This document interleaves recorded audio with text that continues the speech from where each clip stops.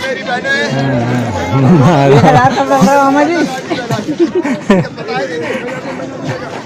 मामा जी अपने भांजे को 1000 दे दो। पहले बहनों को कर्जन दो, पहले बहनों को कर्जन दो।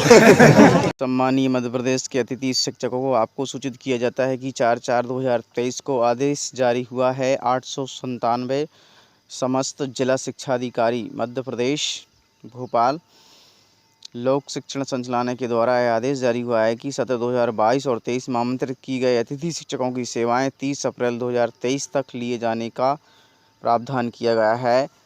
विभिन्न विद्यालयों में रिक्तियां एवं प्रशिक्षण अवकाश विद्यार्थियों की पाठ पठन प्रभावित ना हो, इसके लिए संचालनालय के द्वारा आदेश जारी किया जाता है कि 2022-23 में विद्यालय में अतिथि शिक्षकों को आमंत्रित किए गए थे, जिसमें आपको बता देते हैं 2022-23 में मूल्यांकन तथा परीक्षाफल तैयार करने संबंधी 30 अप्रैल 2023 के पूर्व संपादित किए जाने के आमंत्रित किए गए अतिथि शिक्षकों की सेवाएं 30 अप्रैल 2023 तक ली जा सकेंगी। यह उक्त आदेश के निम्नानुसार अभय वर्मा लोक शिक्षण संचालनालय मध्य प्रदेश भोपाल के द्वारा यह आदेश जारी किया गया है कि अतिथि शिक्षकों की सेवाएं 30 अप्रैल तक ही रहेंगी। और इस तरह से मध्य प्रदेश के मुख्यमंत्री श्री शिवराज सिंह चौहान के द्वारा अतिथि शिक्षकों को फिर से हटा दिया गया है। वहीं आपको बता देते हैं कि संचालनालय महिला बाल विकास के द्वारा अब कई शिक्षकों की ड्यूटी लाडली बहना योजना में लगाई गई है, जिसमें कि आपको बता देते हैं कि जब तक लाडली बहना के पूरे फॉर्म नहीं भराए जा सकते, जब तक कोई की भी छुट्टी नहीं होगी। और निम्न अवकाश घोषित किए गए हैं, जिनके लिए हम सूचीबद्ध आपको बताने जा रहे हैं।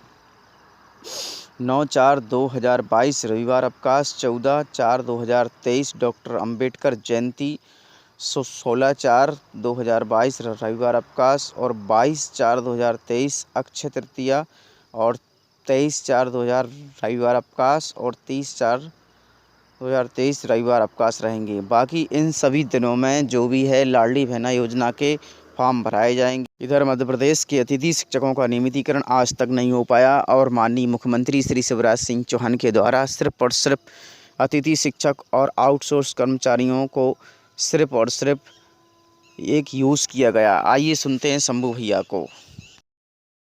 छोड़ निकलना होगा। तुम आदम के बेटे हो, क्यों सोचते हो संघर्ष कम होगा? वो आज नहीं तो कल होगा और एक दिन हमारा अतिथि शिक्षक सफल होगा। लेकिन आप निर्णय कर लो। एक बैनर से आप पढ़े लिखे हो, शिक्षित हो, आप देख चुके हो, हालात देख चुके हो भोपाल में आंदोलन की। इसीलिए मैं 2 साल से कोई आंदोलन नहीं कर रहा था और आज भी नहीं चाहता हूँ। लेकिन ये हमारे तमाम अतिथि भाई जो हमको फ़ोन लगाते हैं, दिन रात बोलते हैं कि भैया आंदोलन करिए, आप ही लड़ाई लड़ सकते हो, ये चीज़ उनको एहसास हो गया। पूरा मध्य प्रदेश का अतिथि शिक्षक इंतज़ार कर रहा था मेरे फेसबुक लाइव होने का। इसीलिए मैं लड़ाई लड़ना चाहता हूँ। जो चंद लोग हैं जो ये चाहते हैं कि इसी तरह संगठन को बांटते रहें, वो शांत हो जाएं। अतिथियों को नियमित हो जाने दीजिए, उसके बाद आपकी दुकानदारी चलती थी, चलती रहेगी। जो आप चाहते हो वो सब अतिथि शिक्षक अब मध्य प्रदेश का जान चुका है। इसलिए मेरा आपसे निवेदन है, हमारा अतिथि भाइयों से निवेदन है, और ग्रुपों में तमाम लोग प्रकार के लोग जुड़े रहते हैं जो अतिथि शिक्षक नहीं है, जो आपको बरगलाते हैं, आपको मिसगाइड करते हैं चंद लोग। उन भ्रांतियों में मत पड़िए, लड़ाई को बड़ी बनाइए। एक झंडा, एक बैनर और एक नाम के साथ आप लड़ाई लड़िए, आप निश्चित जीतोगे। अगर आप जीतना चाहते हो और अतिथि शिक्षक से शिक्षक बनना चाहते हो तो सबसे पहले आप अपने आप को मजबूत करिए, अपनी शिक्षा को जगाइए। और अगर आप दूसरे के बच्चों को शिक्षा देने का काम कर रहे हैं, जब तक आप शिक्षित नहीं होंगे, आप नहीं समझोगे कि आपका भला और बुरा कहाँ है, तब तक आप कभी कोई लड़ाई नहीं जीत पाओगे। ये मैं नहीं कहता, ये प्रकृति कहती है, संसार कहता है कि बुद्धि, इतने पूरे मनुष्य के इतने बड़े शरीर में भगवान ने, प्रकृति ने बुद्धि को सबसे ऊंचा स्थान दिया है। क्यों दिया है? क्योंकि आप उसका उपयोग करिए, आप जानिए कि सच्चाई कहाँ है, अच्छाई कहाँ है, हमारा भला कहाँ है, हमारी लड़ाई कौन लड़ सकता है और किस स्तर पे लड़ाई लड़के हमको हक दिला सकता है। आपके तो लोग कहते हैं, अगर आपका जबलपुर का जल सत्याग्रह हुआ था, जब नर्मदा जल सत्याग्रह हुआ था, उसी के बाद आपको 3 हक मिले थे, 25% का आरक्षण, 9 साल की छूट और तनख्वाह में बढ़ोतरी। उसी जल सत्याग्रह के 15 दिन बाद शासन ने आपको दे दिया था। अगर आप नियमित होना चाहते हो तो एक झंडा, एक बैनर और एक नाम के साथ लड़ाई शुरू कर दीजिए। जिलों में जब आप ज्ञापन देते हो तो एक ही लेटर हेड यूज़ होना चाहिए, उसमें एक ही नाम होना चाहिए। और जिला अध्यक्ष अगर अपना नाम लिखता है तो साथ में अपने जिसको भी आप प्रदेश अध्यक्ष मानते हो उसका नाम मेंशन करिए, ताकि CID से, IB से, साइबर सेल से आपकी बात भोपाल तक पहुँचे। कि एक नेतृत्व एक बैनर के तले अतिथि शिक्षक इकट्ठा हो गया। ये चंद टुकड़ों में बटा नहीं है। आज नहीं तो कल वो अपना हक लेगा। और मैं आपको ये भी बताना चाहता हूँ कि पिछले 2 साल से 2.5 साल से मैंने कोई आंदोलन इसलिए नहीं किया कि जो ये कहते थे कि हम आंदोलन करना चाहते हैं, हम अतिथि शिक्षक हैं, तो मैंने इसीलिए 2 साल तक कोई प्रकार की आवाज़ नहीं लगाई, ना मैं किसी तरह से आप लोगों के बीच में आया। लेकिन अब अतिथि शिक्षक चाहता है कि मैं लड़ाई लड़ूं, तो कृपया करके आपने उनका हश्र देख लिया, जिन्होंने 2-2, 3-3, 4-4 बार भोपाल में आंदोलन किया। हुआ क्या, रिजल्ट क्या हुआ? ये स्थिति हो गई कि हमारे भाई, छोटे अतिथि भाइयों को पानी पीने तक का मौका नहीं दिया, पुलिस ने उनको खदेड़ा। अब मजदूरी तो करनी पड़ेगी ना। 2 बच्चे हैं, उनकी फीस भी देनी है पढ़ने के लिए, 2 बेटियां हैं शादी के लिए, 1 बेटा है। एक भी गोली भी नहीं देने के लिए हमारे पास पैसा नहीं है। 6500 रुपए सैलरी मेरे को पेंशन दे रही है। अब 6500 रुपए में पेट भरें या बच्चों को पढ़ाएं? अब चाय की दुकान भी खोलनी पड़ेगी, उस पर बोर्ड लगा दूंगा, हरियाणा सरकार का क्लास 1 गस्टेड अफसर चाय की रेडी पे चाय बेच रहा है।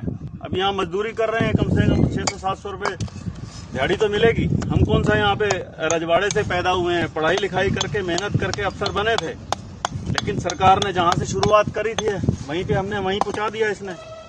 और ये बीजेपी की सरकार जो है, ये सिर्फ पूंजीपतियों के खाते भरने के लिए है। खट्टर साहब बोलते हैं मैंने बड़ी लावणी करी है, बड़ी ये करी है, जरा कदे पेंशन छोड़ेगा क्या? हरियाणा राज्य की उसको इतनी चिंता है, हरियाणा राज्य की उसको चिंता है कि 2030 तक दिवालिया हो जाएगा। और अभी बोल रहे हैं पिछले 3 महीने में हरियाणा ने 7500 करोड़ रुपया जीएसटी का इकट्ठा किया है। एक तरफ से तो दिखाते हैं कि हमारे पास बहुत सारा पैसा है, और दूसरी तरफ दिखाते हैं कि हम दिवालिया होने जा रहे हैं। ये 2 स्टेटमेंट क्या है? एमपी को, एमएलए को 4-4 बार की पेंशन, और हमने अपनी सारी जिंदगी दे दी 58 साल तक सरकार को, एक पेंशन देने में भी उसका दिवालिया होने पे आ जाएगी। ये बीजेपी के नए कंसेप्ट आ गए हैं, सिर्फ बेवकूफ बना रही है देश की जनता को। और दोबारा अब लोगों सचेत हो जाओ, वोट की चोट दे दो इनको। जब तक वोट की चोट नहीं दोगे तो ये सुधरेंगे नहीं। कांग्रेस तो इससे लाख दर्जे अच्छे है, कम से कम मुलाजिमों के ऊपर उन्होंने अपना हथौड़ा तो नहीं चलाया। अपनी तिजोरियां भर लो और देश के नागरिकों को कर दो कमजोर। हमने जहां से जिंदगी शुरुआत करी थी वहीं पे आके पहुंच गए। अब क्लास 1 गस्टेड अफसर है, या बुढ़ापे में वकालत करेंगे तो वकालत करने में तो 10 साल दोबारा फिर शुरुआत करनी पड़ेगी वहीं से। 6500 रुपए में अगर मैं बीमार हो गया तो इन्होंने आयुष्मान में भी नहीं आएंगे, हम तो पीले कार्ड भी नहीं बनेंगे हमारे, तो हम कहां जाएं? तो देख लो, कई मुख्यमंत्री और लोक शिक्षण संचालनालय के आदेशों की अवहेलना की गई। यहाँ पर कई प्रिंसिपलों ने आदेश निकाल दिए कि अतिथि शिक्षकों की सेवाएं समाप्त कर दी गई हैं। और इस तरह से आपको बता देते हैं कि जिन प्रिंसिपलों को सील लगाने का सही ढंग मालूम नहीं है, वो मध्य प्रदेश के स्कूलों के प्रिंसिपल हैं। तो आपको बता देते हैं, इन्हें खुद ही सील लगाने का तजुर्बा नहीं है और फिर उल्टी लगाकर सीधी सील लगा रहे हैं। क्या ये मध्य प्रदेश की शिक्षा व्यवस्था को सुधार कर पाएंगे?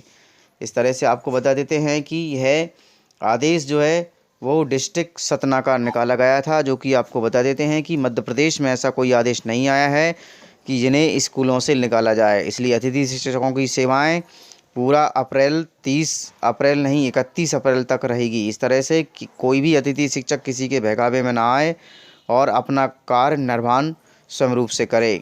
आपको बता देते हैं कि मध्य प्रदेश के अतिथि शिक्षक एक बड़ा महान आंदोलन करेंगे और इस आंदोलन की शुरुआत अंतिम होगी और महाआंदोलन की शुरुआत भी होगी।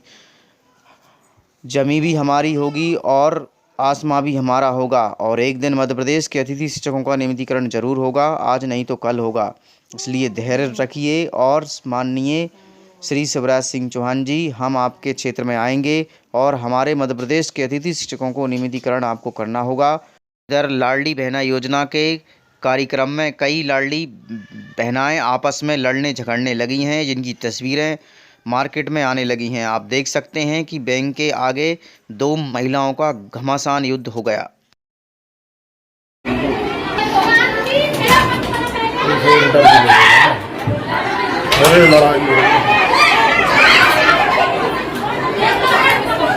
आपको मैंने बोला आप इस साइड मुंह कर लो, शांत हो जाओ।